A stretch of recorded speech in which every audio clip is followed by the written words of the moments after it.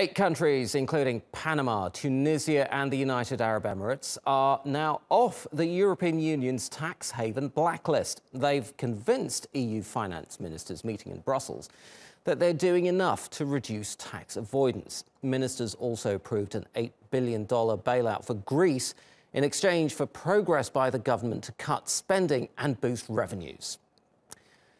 So for more on these developments, let's bring in Jack Parrock, who's in Brussels. Jack, welcome. Let's talk about the tax haven blacklist that the EU has now taken these countries off. This was established just a month ago, and already it's scaling it back. What reasons has the EU given for that move? Well, initially when this blacklist was set up, it was seen as a way of trying to counter tax havens, but it was already pretty heavily criticised for not involving EU countries themselves that might have been considered tax havens. Now, what's happened to these 8 countries essentially is the European Union has said that they have received enough information from the countries to show that they are cooperating in their sort of transparency on tax evasion and accusations of being a tax haven, and that they are becoming more compliant with the European Union's ideas on this issue.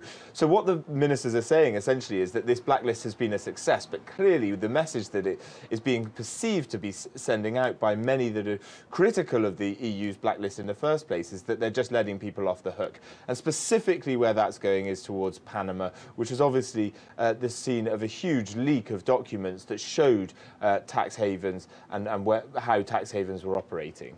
Jack, tell us a little bit more about that reaction from activists. I mean, the people like Oxfam, for example, just yesterday came out with a report talking about how tax avoidance is widening global income disparities. Precisely, and we've seen the discussions at Davos saying that 82% of the world's wealth is going to the world's richest 1%. So there are lots of discussions about this. And what's interesting as well about this blacklist issue is that it's not actually what the EU is trying to say is that these countries are now being put on a grey list where they're still being watched.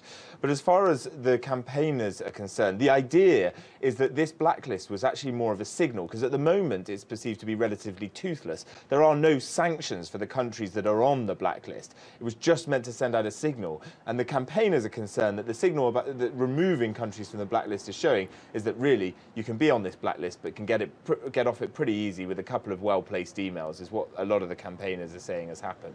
Let's turn our attention to Greece for a second. The Eurogroup approving $8 billion of new bailout funds for Greece, the third bailout.